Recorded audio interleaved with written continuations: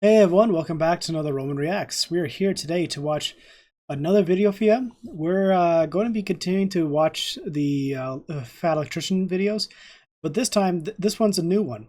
So it's the father of the American Navy, John Paul Jones. So we're going to be giving this a watch and having a go, discovering all about him and how he created the Navy, and just learn a few things. So I really love history, and history is very important, and learning about our forefathers and how they went through was a struggling time. So, for those who don't know, after the American Revolution against the British, the Americans, the 13 colonies, were like a bit struggling to be able to get everything going. They're still having to deal with financial debts here and there. They were trying to continue to fund their army and their soldiers, and they're also dealing with pirates that were from the Barbary Coast, and there were like others that were trying to, like privateers in a way, trying to cause harm to American ships and traders, so they can like do just all that. So this is going to be very interesting to read into and discover about it. And yeah, I'm curious about history, especially for the Americans. So here we go. We got some popcorn here. We got a drink, and don't worry, I'm going to be as quiet as a mouse so that you guys don't have to end up hearing me like munching on stuff. But I will, if there's something that does pique my interest, I will pause it so that you're able to get some feedback from me. It's just kind of one of my things where I usually am quiet because I want to remain respectful while watching. But some of you want me to pause and try to lay some comments down. So I do understand. But anyway, regardless, let's have some fun and have a good time, okay? So yeah, the father of American's Navy, John Paul Jones, just came out a little bit ago. So I am really excited. I definitely am. So America's Pirate. Okay, I'm definitely curious right now. So it's 44 minutes long, but we're gonna enjoy ourselves. Let's do it.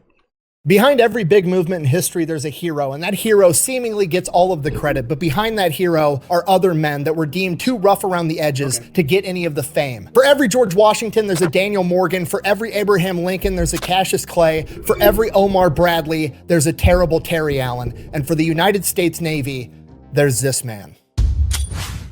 Today we're talking about John Paul Jones, the father of the United States Navy. Ladies and gentlemen, it's pretty well understood that America won the Revolutionary War by utilizing guerrilla warfare tactics. What's less understood is that while American Revolutionary War heroes like Daniel Morgan, Andrew Pickens, and Francis Marion were conducting guerrilla warfare in the United States, John Paul Jones was utilizing guerrilla warfare tactics on the water and taking that fight all the way to the British, becoming the first man to attack Great Britain on their own turf in over 100 years. He was the first man to raise an American I did not know about that.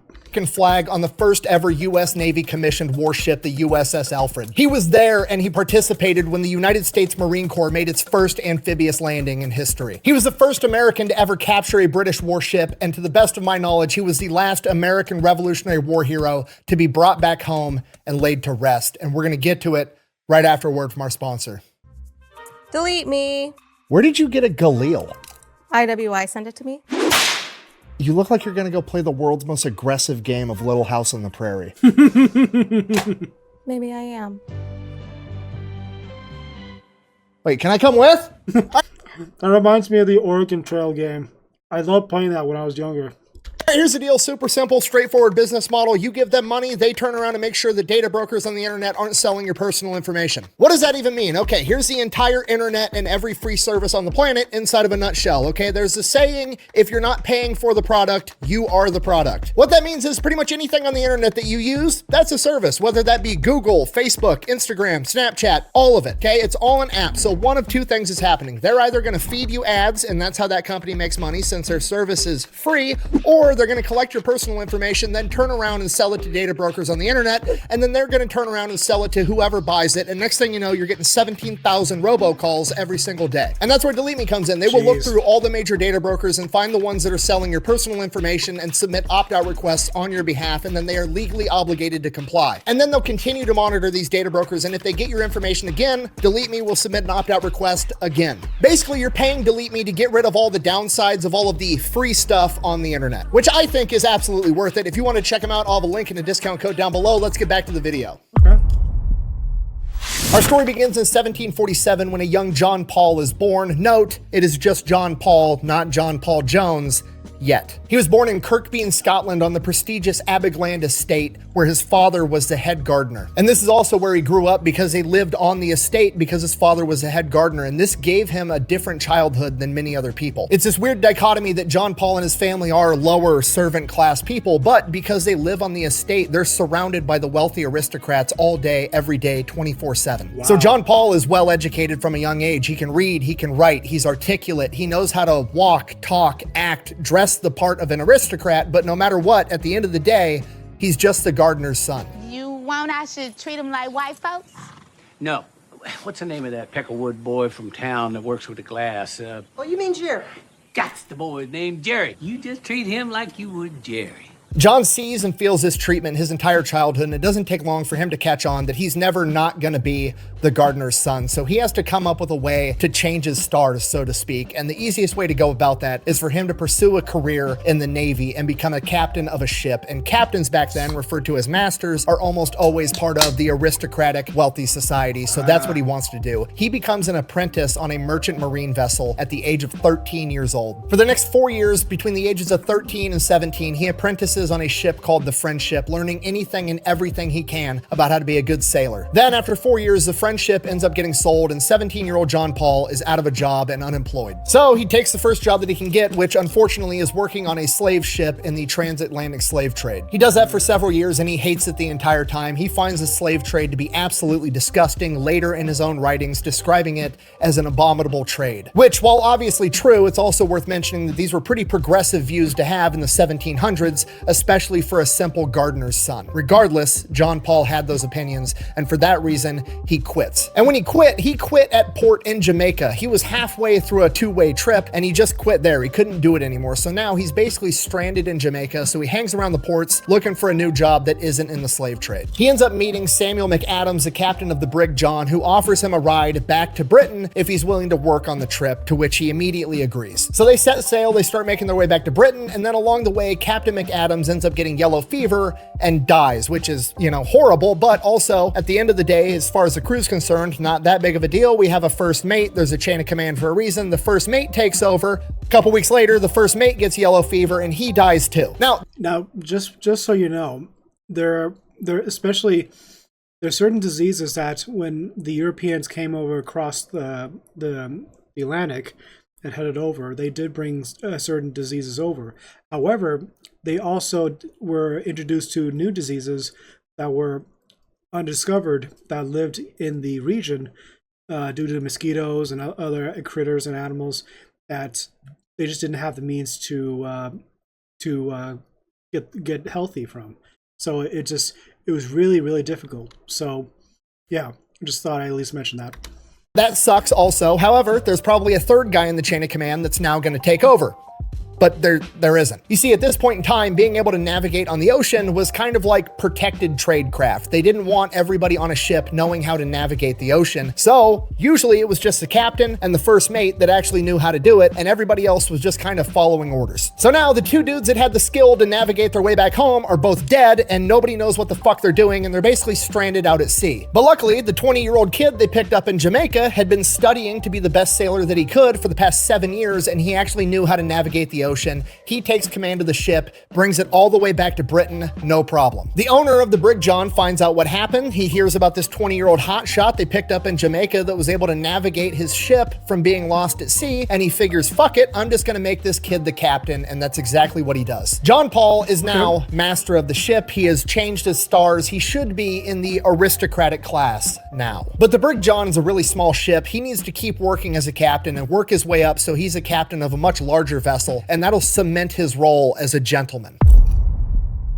So that's what he does. For the next 3 years, he just continues being the captain of the Brig John, making voyages across the Atlantic and back. And it's kind of a struggle the entire time because a lot of the men under his command are older, more experienced sailors, and they don't think they should have to be taking orders from some 20 to 23-year-old kid that was the son of a gardener. Despite that difficulty, it never really becomes a huge issue until 1770, when one of his crew members by the name of Mungo Maxwell decided that he's from a wealthy Scottish family and there's no way in hell he's taking orders from the son of a gardener that's younger than him. He tries to get some of the crew to join with him to stir up a mutiny. They're going to throw John Paul overboard. He's going to take over the ship. John Paul finds out about this. He orders him to be flogged with 12 lashes from the cat of nine tails, which seems extreme, but at this point in time, it was completely standard practice. Mungo Maxwell learned his lesson. He just sits down and shuts the fuck up for the rest of the trip. They make their way over to the West Indies. They port. He says, fuck you, I quit. He leaves. John Paul's like, okay, whatever. Drops off his cargo, picks up his other batch of cargo. He heads back to Britain. Upon making port back in Britain, John Paul is immediately placed in shackles and arrested and put on trial for the murder of Mungo Maxwell. Apparently, after leaving John Paul's ship, he found another ship that took off sooner than John Paul did, headed back to Britain, and on that ship, he got yellow fever and he died along the voyage, and now his wealthy Scottish family is claiming that John Paul murdered him. So John Paul has to post bail, get permission from the court to travel back to the West Indies, get documentation from the port authorities saying that Mungo Maxwell was there, he was alive, and John Paul didn't kill him. He gets that documentation, then he has to find out the other ship that he took back to Britain, track down that captain, and get documents from that captain saying, yeah, he was on my ship, he got... And that's the worst of it, because back in the day, it was much more harder to track down all those ships because everything was like constantly moving. They're trying to get shipments to the West Indies, India, and getting all those different resources and goods. And with so many ships in so many places, it's hard to track down. So track down that captain and get documents from that captain saying, yeah, he was on my ship, he got yellow fever, he died. He gets all those documentations, goes back to the court. His name is legally cleared, but this whole process takes like 6 months and his name is getting drugged through the mud in the court of public opinion the entire time. So while he's legally not a murderous captain, a lot of people don't know that. So that sucks, but there's nothing he can do, so he just keeps doing his job. And then 2 years later, he is given a promotion. He's given the command of a much larger cargo ship called the Betsy. And the Betsy is a humongous cargo ship. It's one of the biggest ones that Britain has. So at this point, he should definitely be in that wealthy aristocratic class. He should be a gentleman. And he starts going to the dinner parties, you know, with the powdered wigs and all the bullshit. And he's allowed to be there. But at the end of the day, he can still feel that everybody's looking down on him because no matter what he does, he's still the son of a gardener. And at this point, he's starting to think to himself in the back of his head, like, okay, I'm going to keep doing this. I'm going to make a bunch of money. And then I'm going to move over to the United States. I'm going to live in Virginia with my brother who's been living there for years as a tailor. And I'm just going to retire in the United States in the new world where there's a new opportunity. There's not hundreds of years of, you know, I'm from this family or that family. Everything's new. That's going to be my new start. But before he can do that, he's got to earn enough money so that he can show up to the United States as a rich man. So he keeps working. And then in 1773, shit hits the fan. On one of his voyages, his ship gets damaged in a storm and he has to make an unplanned port in Ireland, stop, have the ship repaired. Then once the ship is repaired, he gets sick for like 3 weeks. And while that's going on, a lot of the cargo ends up getting spoiled. So by the time he makes it to the port that he was originally supposed to be at, he doesn't have all the cargo to sell. He sells what cargo's still good, makes enough money to pick up his next load of cargo, and he heads back to the UK. The problem is he now doesn't have enough money to pay all the sailors under his command while they're at sea, which wouldn't seem like a big deal. It's not like you can fucking do anything with the money while you're out in the middle of the ocean, but apparently some people got really upset about it. One of his sailors got drunk and decided to attack him with a club, and when he came at John with the club, John drew his sword and stabbed the man straight through the chest, killing him almost immediately. Now, that's a clear-cut case of self-defense. However, John realizes that a lot of his men are pissed off they haven't been paid. A lot of men are friends with that guy. He's dead. He's worried that his crew isn't going to stick up for him. And on top of that, he still has the reputation as a murderous captain, even though that was complete bullshit. Time to go. So John, fearing he's not going to get a fair trial, flees to America and starts living in Virginia with his brother, the Taylor. Now this is late 1773. He's now stuck in Virginia. He's basically lost his career as a ship captain. He adopts the last name Jones, becomes John Paul Jones, attempting to not be found. He doesn't really know what to do with himself. Presumably he's depressed. He just kind of hangs out at his brother's house all day. He's reading, doing philosophy, poetry, just trying to take his mind off the fact that his entire life plan has just been completely derailed. Then in 1775, the American Revolution kicks off, and holy shit, this is his chance. He can go serve in the United States Navy and make something of himself. So he immediately heads off to Philadelphia and volunteers to join the United States Navy, which at this point doesn't even exist yet. And at this point, not a lot of experienced men were going to volunteer to join the United States Navy because the Continental Congress was issuing letters of marque or marquee. A letter of marque was basically a permission slip from the Continental Congress, the government of the United States, to go out and be a pirate. If you were some random dude and you had a boat with guns on it and you wanted to take that boat and go rob the British, you were absolutely welcome to do so. Bring your loot back to America and you could keep it. Which meant that pretty much all the experienced sailors in America were given those two options. You could join the United States Navy, be treated like a peon and get a small amount of money for your service, or you could go be a state-sanctioned pirate and maybe win the lottery. Who knows? Most people are taking that second option, but not John Paul Jones. So John Paul Jones gets commissioned as a lieutenant right out of the gate, and he is serving under Captain Essex Hopkins, the man that's in charge of the entire United States Navy at this point, aboard the USS Alfred, the United States Navy's first ever commissioned warship. And while serving there, John Paul Jones is the first man to ever raise the Grand Union flag aboard the USS Alfred. If you don't know, the Grand Union flag is essentially, in my opinion, the first American flag. It still has the British flag in the upper left-hand corner, where today we have 50 stars, but it has the stripes for the 13 colonies. And the message was clear. This was 1775. America hadn't declared its independence yet, but there was a rebellion going on. So the meaning behind that flag was, hey, we're united, we're armed, we're ready to fight, but we're still willing to reconcile if you agree to start treating us appropriately. And that's why they left the British flag in the upper corner. That didn't last for very long. America. While serving as lieutenant on the USS Alfred, John Paul Jones is having his crew drill over and over and over again how to fire the cannons. He wants to get them to the point that they can fire this cannon once every 15 seconds because he knows that's why the British Navy is so good. They drill their battle drills over and over and over again like a well-oiled machine. The problem is the United States Navy has no funding. The British have cut off the supply of all of the gunpowder, all of the cannons, all the cannonballs, all the supplies. So they're just drilling it dry, going through the motions over and over and over again. Which also highlights the problem. We need guns, we need gunpowder, we have to get supplies. So in March of 1776, the United States Navy, under the command of Essex Hopkins, decides that they are going to, for the first time in US Navy history, project power. They are going to go out on the offensive and attack New Providence, the capital of the Bahamas. And that's because it is a major British military outpost with a ton of military supplies, cannons, gunpowder, guns, uniforms, everything. They're going to go in there, take it over, and steal all those supplies so they can continue fighting this war. So they're getting ready to take off, and 234 seemingly random dudes show up with guns. These guys are like, some of them are wearing civilian clothing with like hunting coats. Some of them are wearing blue coats. Some of them have green coats. It's just this ragtag crew of dudes with guns, and they are under the command of Captain Samuel Nicholas. And these are America's first Marines, literally men recruited out of a bar, Tun Tavern, a few months prior, and they're coming too. The Marine Corps just got founded. They don't even have official uniforms yet, but they're already showing up to fight. I have come here to chew bubblegum and kick ass, and I'm all out of bubblegum. So they make their way down to the Bahamas, and once they get to the port where the actual military base is, it becomes very obvious that the British know that they're there, they know why they're coming, and they're ready to defend it. Commander Hopkins is about to just sail directly into the port, into all the gunfire, and just slug it out. At which point John Paul Jones goes, or, hear me out, we've got 234 Marines in the back of the ships. Why don't we just sail around, not go through all the gunfire, land on an unoccupied beach, let the Marines get out and go take everything over? Essex Hopkins agrees, and that's exactly what happens. 234 Marines and 50 sailors make their amphibious landing on the beach. They then immediately they capture the city of Nassau and the British Fort Montague all in one fell swoop. They captured 88 cannons, 15 mortars, 68 barrels of gunpowder, a bunch of guns, a bunch of other military supplies, and they took the British governor, Montfort Brown, as their prisoner.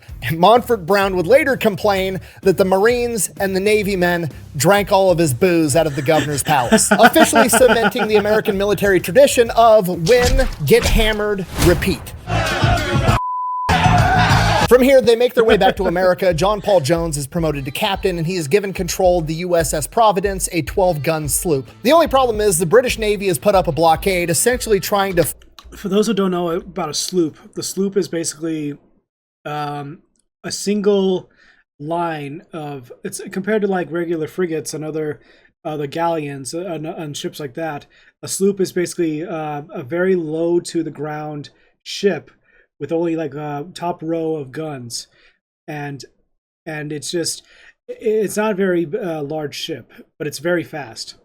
A 12-gun sloop. The only problem is the British Navy has put up a blockade, essentially trying to force the American ships to stay inside the harbor. That way we can't interrupt their supply lines. John Paul Jones doesn't really give a fuck. He waits for one night when it's dark, it's foggy, slips through the blockade, and then just starts fucking shit up with what amounts to guerrilla warfare tactics on the water. John Paul Jones and the crew of the Providence proceed to go out and start capturing British merchant vessels left and right. They have multiple run-ins with British warships that try to stop him, but they're never able to quite pull it off. The HMS Solo proceed to go out and start capturing British merchant vessels left and right. They have multiple run-ins with British warships that try to stop him, but they're never able to quite pull it off. The HMS Solo Bay gets clever, and they try to raise the Grand Union flag, signaling to John Paul Jones that they're actually an ally, at which point John Paul's not buying it, but he pretends like he does. So he lowers his sails, basically sending the signal like, go ahead and approach and we'll have a conversation. And as the ship gets close, they veer off, and they're actually trying to set up a full broadside run. But at the perfect moment, he raises the sails and speeds away, and now they're headed the opposite direction, and they're not going to be able to get turned back around in time to catch him.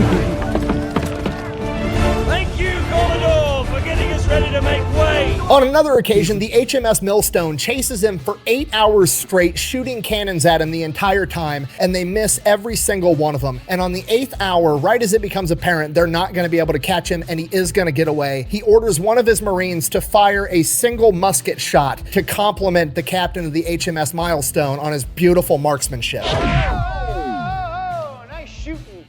They then proceed to go and capture even more British merchant vessels. They capture 16 in total. Then John Paul Jones realizes that the British military is eating an awful lot of fish for food, and all that fish is coming from a bunch of fishing villages in Nova Scotia, and he's about to put an end to that shit. So the USS Providence rolls up, sinks the first ship, sinks the second ship. The third ship is looking pretty awesome, so they decide they're gonna go ahead, board it. They get on board. They don't like it, so they light it on fire, get back on the USS Providence, and then destroy 12 more ships. Then they commandeer 5 of them and sail them back to America. Look at me, sure. I'm the captain now. At this point, Congress is like, holy shit, John Paul Jones is putting in fucking work. So they give him the USS Alfred. That's going to be his flagship. Now he's got his own little fleet because he's still going to maintain control of the USS Providence, and he's also picking up the USS Hampden. He immediately takes a small fleet back up to Nova Scotia, captures 5 more ships, burns another one down, raids the entire coastline, and burns down an entire warehouse full of whale oil. Okay, that's great for the war effort, but now John Paul Jones...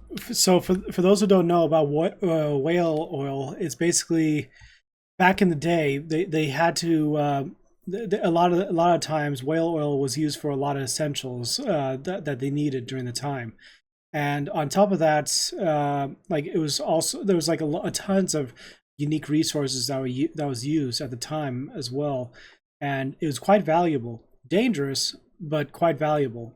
So just thought I'd at least mention that.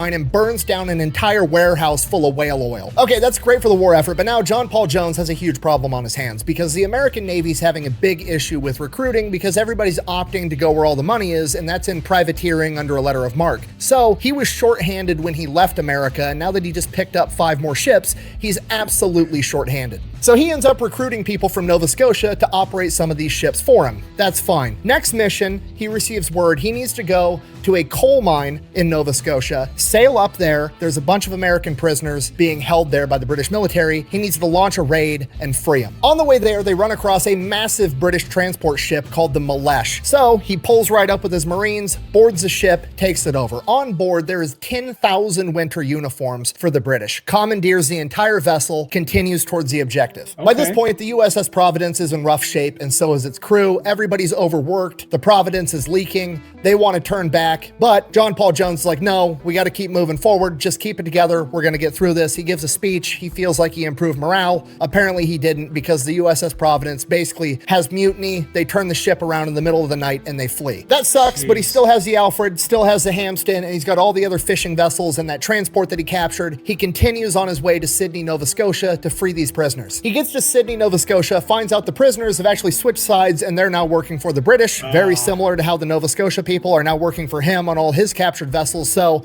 it's just part of the game. The problem now is that his little fleet has been caught up to and is being chased by the HMS Solo Bay and the HMS Wilford, two fairly large British warships, and he does not want to get in a gunfight with these guys. So that night, John Paul Jones has a genius plan. Okay, he's got all these captured ships and he has his 2 American naval vessels. So what he decides to do is he tells one of his captured ships, loads it up entirely with the Nova Scotians that are working for him, because he knows that they're not going to be held liable when they get captured, right? All they're going to have to do if the British capture them is be like, look, we were his prisoners, we had to follow orders or he was going to kill us, so they're going to get away scot-free. What he has them do is he has them hang a lantern up on their ship and sail a different direction while his other ships kill all light and continue sailing back towards Boston. The British warships take the bait, they chase down this fishing vessel all night, and by the time the sun is up and they realize what happened, John Paul Jones and his little fleet are long gone. So John Paul Jones makes it back to America, and technically the mission may be considered a failure because he didn't rescue the 300 prisoners, but there weren't actually 300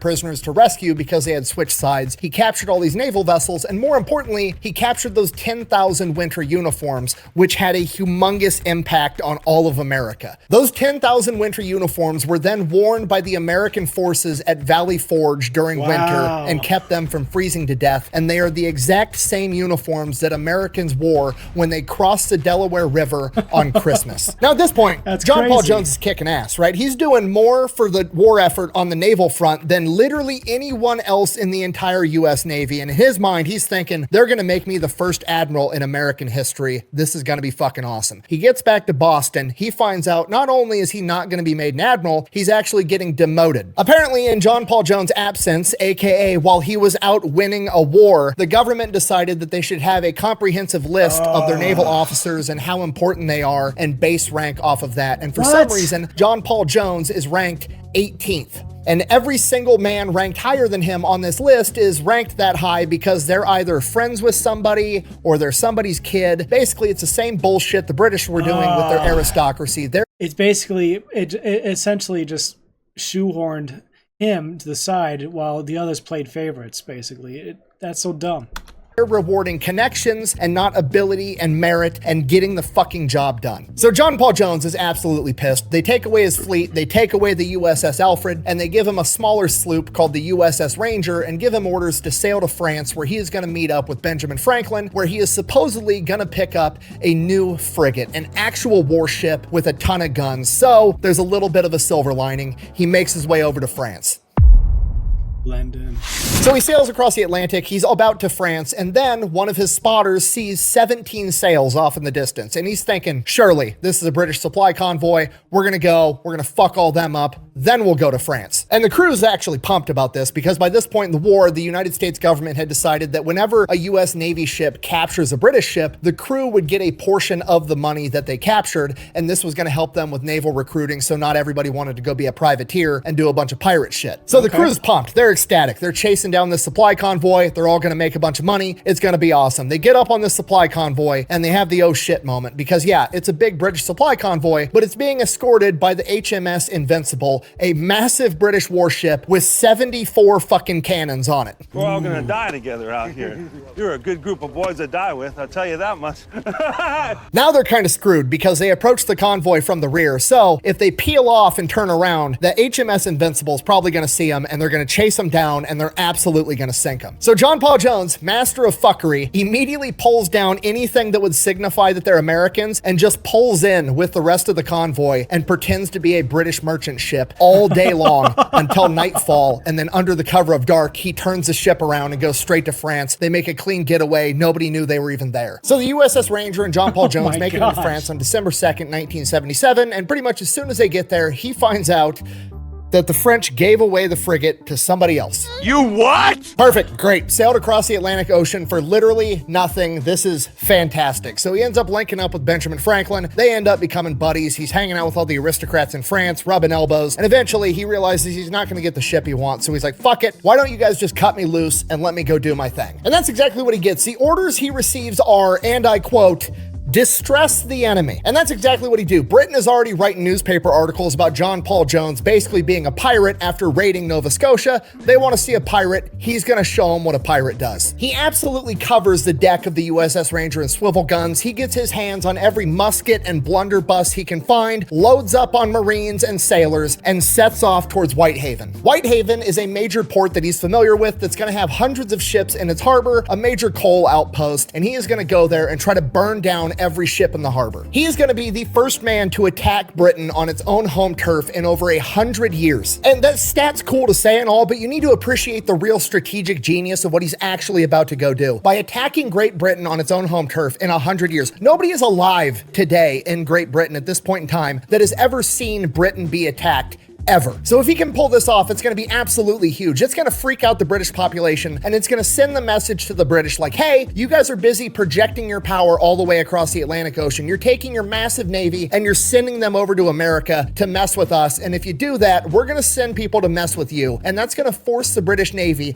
to pull back a significant amount of their ships just to patrol their own borders. Okay, if you're not picking up what I'm putting down, let me put this into like modern context. Imagine if during the global war on terror, ISIS or Al-Qaeda somehow got their hands on a battleship and invaded Miami, okay? It'd be fucking freaky. So the USS Ranger sets off towards Whitehaven. As they're leaving the harbor in France, they fire their cannons, saluting one of the French naval vessels as they pass by, and that French naval vessel returns the salute, okay? This is a humongous deal. It's the first time it ever happened in US naval history. Firing the cannons back in salute meant that you recognize this nation as its own sovereign entity and you recognize their authority, and this was the first time in American history that it ever happened. So the USS Ranger is headed towards Whitehaven, and John Paul Jones, his lieutenant, lets him know like, hey, there's some of the members in the crew that want to have a mutiny. They think this is a crazy plan, and they kind of want to throw John Paul Jones in shackles and sail back to America. Luckily, not all the crew is against John Paul Jones on this, especially the Marines who are there to keep order, and they've had his back the entire time.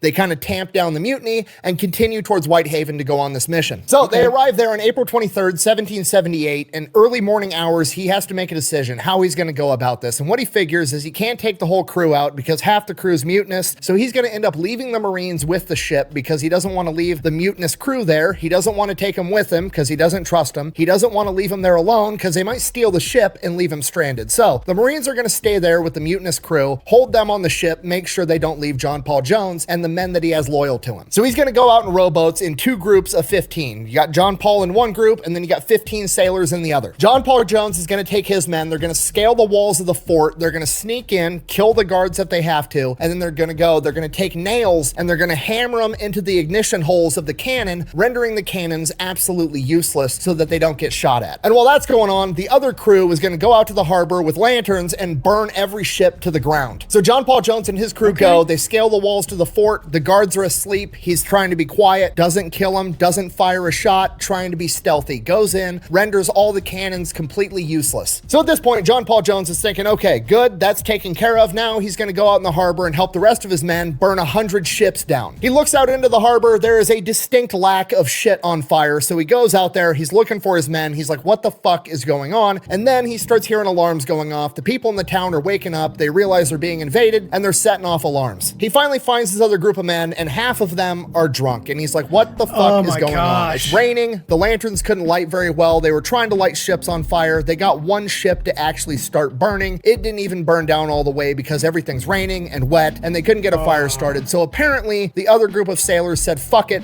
we're gonna go break into a bar and drink all their booze. And that is what alerted the people in the town, and they're now setting off the alarms. So John Paul Jones is like, fuck it, now we have to leave. So they go, they board the USS Ranger, and they take off.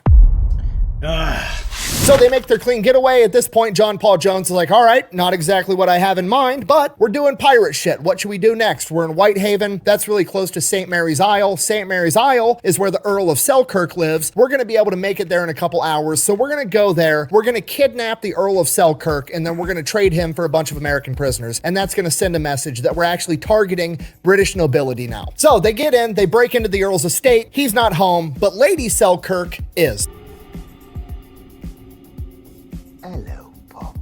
Now at this point, his crew is like, let's plunder and steal absolutely everything so we can all sell it and get a big payday. And John Paul Jones is like, no, we're not going to do that. What we're going to do is we're going to steal one thing. We're going to steal their silver plate, you know, like the silver dining dish for like a tea set. We're going to steal that and only that, and then we're going to leave. Okay, this is perfect. It's the perfect plan, and here's why. Because by stealing the silver plate, it just ruins the entire tea set, which, is that a big deal? No, of course not. But to fancy British nobility, it's the end of the world that grown men broke into their house, and there are now ramifications for their government actions, and it's going to spread across the nobility fucking circles like wildfire that, hey, we can get attacked too, and it's going to negatively impact us also. Okay, but here's why it's actually the perfect plan. All right, now most historians are going to tell you that the crew wanted to plunder everything, and John Paul Jones didn't want to plunder anything, and he resisted and he fought them, and he ended up brokering this deal where he only let them steal one silver plate. Okay, I'm going to call bullshit on that. It just doesn't make sense if you've ever talked to another grown adult ever. In my super duper not expert opinion, John Paul Jones did this because he wanted to bang Lady Selkirk. What do you mean by that? And hear me out, because by stealing the one silver plate, he's pulled off the old, I left my hoodie at your house trick, and now I have an excuse to come back later. And I know this because after they boarded their ship and left, he wrote Lady Selkirk a letter where he sincerely apologized, and it wasn't his idea, and he was gonna buy the plate back from his crew and deliver it to her himself. But that doesn't prove that he wanted to sleep with her. If anything, it proves my point that he wanted to be a gentleman and do the right thing. But maybe if it wasn't for the fact that he made duplicates of that letter and sent copies of it to his homie back in France, Benjamin Franklin. Okay, that's really significant for two reasons. One, this is the 1700s equivalent of taking screenshots of you spitting game and sending it to your friends. And two, he sent it to Benjamin Franklin, the most notorious womanizer out of any other founding father ever. You know, I invented electricity. I'm sensing a little electricity right here. Didn't Ben Franklin have syphilis? Yes, but I don't. Okay, this is probably shocking to a lot of you, okay? Because you think of Ben Franklin and you think of the pictures of the old guy with the balding mullet that's kind of chubby, and you're like, oh, he invented a lot of shit and he's a founding father. Yeah, that's all true, but this dude's entire life, he was slinging dick like it was a going out of business sale. Benjamin Franklin literally invented the odometer, okay? They didn't have cars back then. What the fuck you tracking mileage for? He didn't do it so he could figure out how many miles he had left on his Prius. He did it so he could keep track of how many miles of pipe he laid. Okay, there is hundreds upon hundreds, if not thousands of letters of correspondence between Benjamin Franklin and women of nobility where he is doing nothing but spitting straight game the entire time. Okay, in 1745, Benjamin Franklin published a paper called Advice on Young Men in Their Choice of Mistress. Not wife, not female companion, mistress. Okay, I'm not going to read the entire thing for you. You can take the time and read it on your own. You should. It's absolutely hilarious. But to summarize it, it's essentially a PowerPoint of why you should be sleeping with cougars for fun. My favorite line from it is, and I quote, "The sin is less. The debauchering of a virgin may ruin her and make her life unhappy." Okay, translation, if I sleep with her first, I'm going to ruin her for everybody else. Which I cannot stress to you enough is an outrageous thing to say right now, let alone in the 1700s. Don't worry, I've got more receipts for this than I've got time. Horace Walpole, a British writer, once wrote, "He's too much the favorite of the ladies to escape their notice." Okay, John Adams, you know, like the other founding father, John Adams, once wrote, "The life of Dr. Franklin was a scene of continual dissipation." Okay, translation, Benjamin Franklin gets more pussy than an animal shelter. In his own autobiography, Ben Franklin said, and I quote, "I frequent intimacies with low women." Okay, if you're not picking up what I put down, I'm trying to tell you that John Paul Jones didn't just send a letter to his friend, okay? He submitted his homework to get graded by the master. You have been well trained, young princes. They will be no match for you. Okay, right, do you see now? Do you see why it's the perfect plan? He steals one singular silver plate. Now, that's going to spread throughout the aristocratic society. All the women are going to be freaked out that this pirate's going to show up and ruin their tea set. And then he's going to come back, restore the plate, bang Lady Selkirk. Then all the aristocratic men are going to be furious because John Paul Jones, the pirate, is showing up, stealing tea sets, and banging their wives. It's the ultimate form of psychological warfare. So the USS Ranger set sail, they leave the Selkirk estate, and at this point, it's literally only been a day. All of the events that we just covered, Whitehaven and the Selkirk estate, was just April 23rd. It is now April 24th, and John Paul Jones could probably head back to France and be a hero because he's just conducted a major psychological warfare operation. But you know what'd be even funnier? Since there's probably now a bunch of British military vessels in the area, it'd be pretty cool if he strategically transferred one to his possession. He's gonna go steal a British warship and be the first man to ever do it. So he starts making his way back towards Whitehaven, looking for British military vessels. He comes across some fishing ships, gets up close, talks with the people on the fishing ships, and is like, hey, have you seen any British warships around? They give him intel. They haven't seen any over towards Whitehaven, but right across the channel, about 70 miles away, there is a British warship over near Belfast. Perfect. John Paul Jones disguises the USS Ranger as a merchant vessel and then puts on a British uniform. He then proceeds to sail really close to the HMS Drake, pretending to be a British merchant vessel in distress, so the HMS Drake goes out to investigate. The HMS Drake sends over a boarding party to see what's wrong. He politely greets them, lets them get up on the deck, at which point he says, and I quote, "You're my prisoner, sir.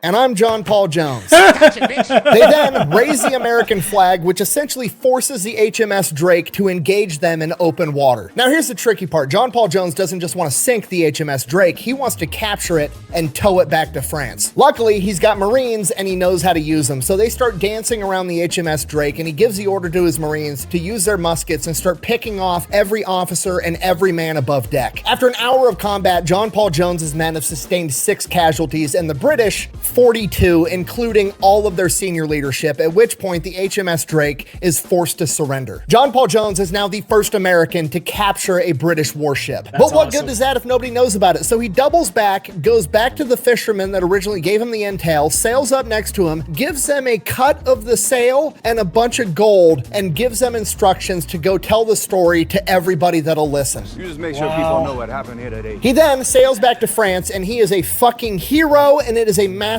party. He ends up getting gifted a French officer's sword and hanging out with a bunch of French women with his buddy Benjamin Franklin. The American and British newspapers are talking about how he's the first American to capture a British warship. He launched a raid on Whitehaven. He's the first man to attack Great Britain in over 100 years, and he invaded the Selkirk estate and only took a single plate, proving that he was a gentleman, sending the message that he could have done a lot more if he wanted to. In contrast, the British newspapers are freaking out, calling him a barbaric pirate that has the audacity to attack nobility. After the parties and the celebration dies down, the political bullshit sets in. John Paul Jones is like, okay, I've proved myself. Give me a better ship and then give me some more ships to support me. Let me take an entire fleet out and go do this. I'll wreak havoc everywhere. But for some reason, the government just isn't doing anything. They won't give him a fleet. They keep offering him like bullshit tiny ship after bullshit tiny ship. He's writing letters of protest to everybody that'll listen. And in one of these letters, he writes one of the most famous quotes in U.S. naval history. "I wish to have no connection with any ship that does not sail fast, for I intend to go in harm's way." Translation, I want to haul ass and beat ass. Give me a fucking ship.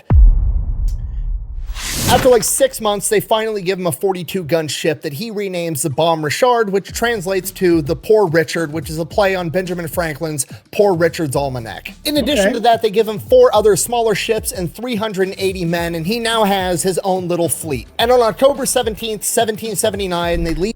Now, really quick, if you think about it,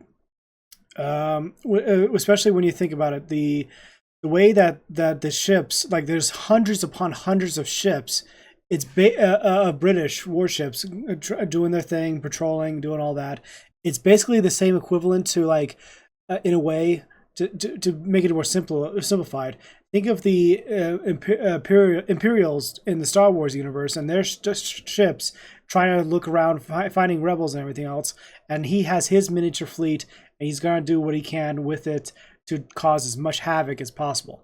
So men, and he now has his own little fleet. And on October 17th, 1779, they leave port to distress the enemy even more. For the next month and a half, they just sail up and down the British coast, wreaking havoc. They seize 12 merchant vessels. They make landings in Ireland and Scotland, forcing the British to scramble and panic. Then on September 23rd, 1779, the grand finale, his little fleet comes up on a massive fleet of 40 British cargo ships. The only problem, they're being guarded by 2 British warships, the HMS Serapis, which is a massive 50-gun frigate, and her support ship, the HMS Countess of Scarborough. Okay, here's the problem. The HMS Serapis, absolutely on paper, should beat the Bomb Richard, okay? Despite what John Paul Jones wanted, the Bomb Richard is not a fast military ship. It was a merchant vessel that he converted into a warship. It's big, it's slow, it's clunky, it's old. But you know what?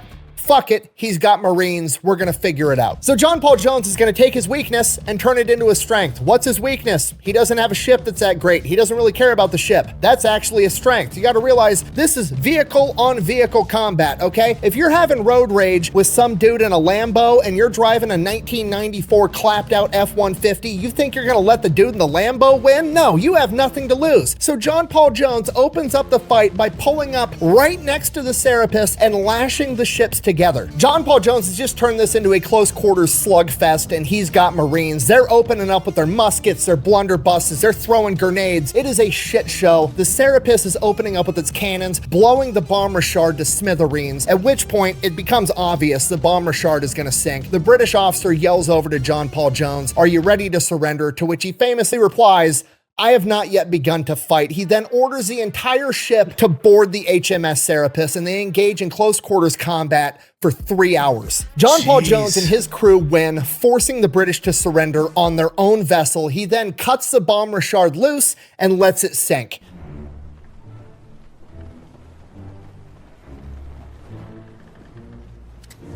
And while all that was going on, the other British support ship was being engaged by the other ships in his fleet, and they surrendered too. They then spend the next 10 days evading the British Navy and get their ships into a Dutch harbor. Now, there's a huge problem. When the Bomb Richard went down, it took the American flag with it, and he's not about to fly the British flag on the ship that he just took from the British. So essentially, he has no flag on either of these ships. Okay, to us, this doesn't seem like a big deal. Back then, it's humongous fucking deal, because if any warship sails into a harbor not flying a recognized flag, they're immediately considered a pirate. And the British have already been saying that John Paul Jones is a pirate, and harboring a pirate is illegal, and it would justify the British going to war with the Dutch if they're harboring a fugitive, which is exactly what John Paul Jones looks like right now. So this is a diplomatic emergency, and the Dutch are in a tough spot. They don't want to go to war with America or England, and those are pretty much the only 2 possibilities if they weigh in, so they just kind of stall as long as they can. While that's going on, the Americans are scrambling to have a new American flag made, and they just kind of have to go off like a loose description. There's like 13 stripes, red, white, and blue, and there's like a field of stars in blue. And what the seamstress or flag maker comes up with